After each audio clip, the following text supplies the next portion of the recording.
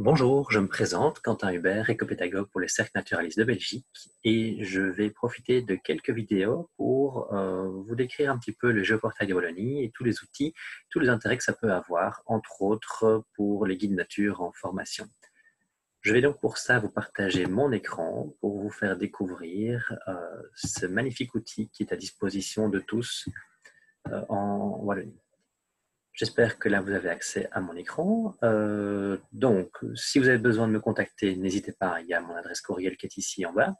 Et vous retrouvez encore un petit peu en dessous donc, de ma tête ici, donc le geoportail.wallonie.be qui est l'adresse URL que je vous invite à encoder dans votre navigateur Internet. Il y a différents menus sur la page d'accueil. Ça, je vous laisserai les découvrir à votre aise. Nous allons directement aller sur Wallon Map, qui est donc l'outil cartographique disponible pour tous. Peut-être que quand vous vous chargez, vous voyez la possibilité d'étendre ou de réduire la carte comme ceci. Moi, je vous invite donc à étendre un maximum la carte pour pouvoir voir mieux tout ce que vous aurez observé. Et voilà, nous voyons donc une photo aérienne ou un ensemble de photos aériennes en fait, qui ont été corrigées et assemblées. On appelle ça un orthophoto donc de Wallonie. Ici, ce sont des orthophotos qui datent de 2018. Je vous invite à utiliser l'outil de localisation en haut à gauche pour rejoindre un endroit qui vous intéresse. Moi, je vais mettre Vierve, que vous connaissez très probablement si vous êtes déjà venu participer à des stages de leçons de nature que les cercles naturalistes de Belgique organisent régulièrement. Voilà, nous zoomons sur Vierve. Vous verrez qu'il y a aussi la possibilité de zoomer avec le plus et moins et une petite loupe. Je vais utiliser cette loupe pour aller directement à l'écosite de la vallée du Viroin, là où nous pourrons vous accueillir sans aucun souci. C'est très intéressant de voir quand même la quantité de détails visibles, surtout si vous repensez aux premières photos aériennes de Google Maps, par exemple, qui était vraiment le premier grand outil grand public de découverte photographique aérienne. Dans cette première vidéo, je vais vous parler un petit peu des fonds de plan. Les fonds de plan, c'est l'outil en haut à droite de votre navigateur. Si vous cliquez dessus, vous voyez que nous pouvons changer le fond de plan, passer par exemple au fond de plan de l'IGN. L'IGN, c'est quoi? C'est vos cartes de randonnée classiques, en fait, de l'Institut géographique national. Il y a aussi OpenStreetMap, outil cartographique participatif, donc complété par vous, par moi.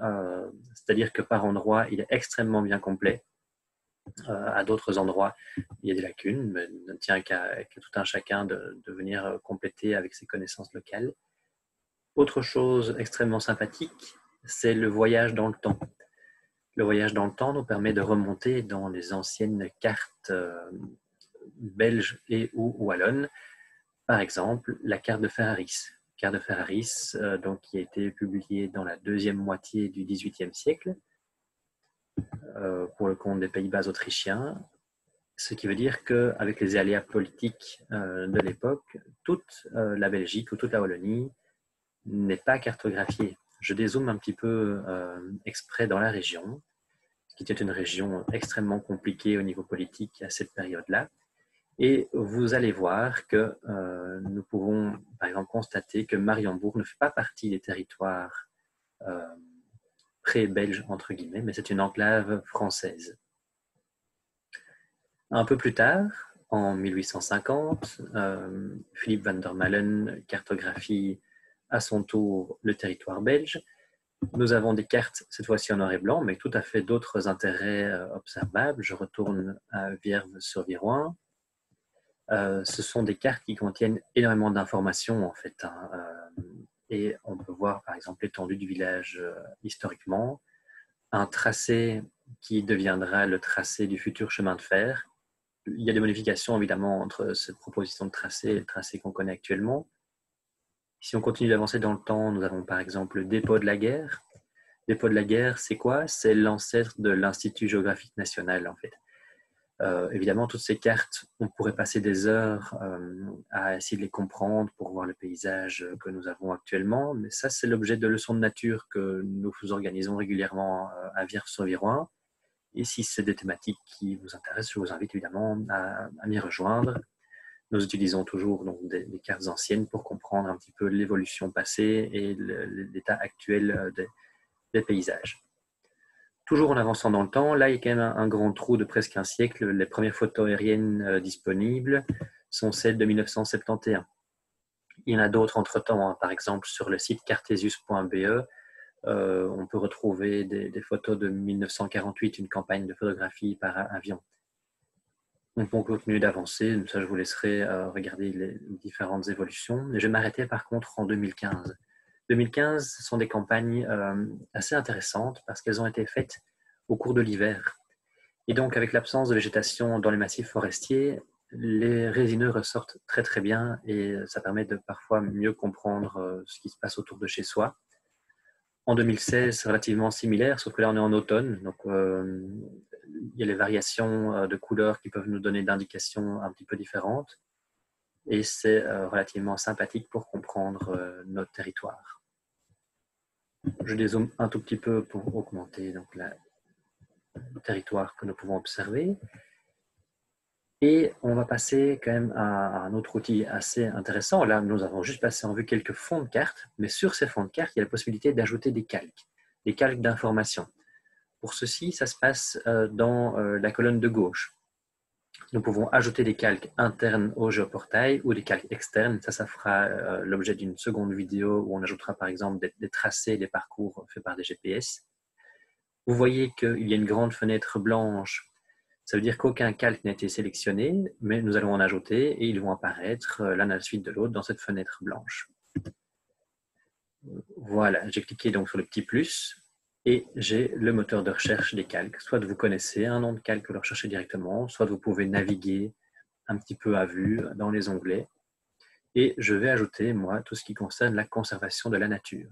Grâce au petit plus, dès que je clique dessus, mon calque apparaît dans le menu de gauche.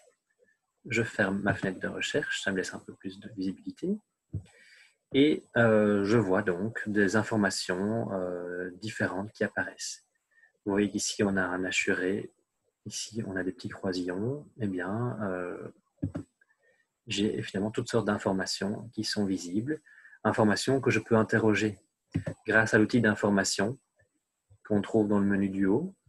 Et je viens cliquer sur la zone qui m'intéresse.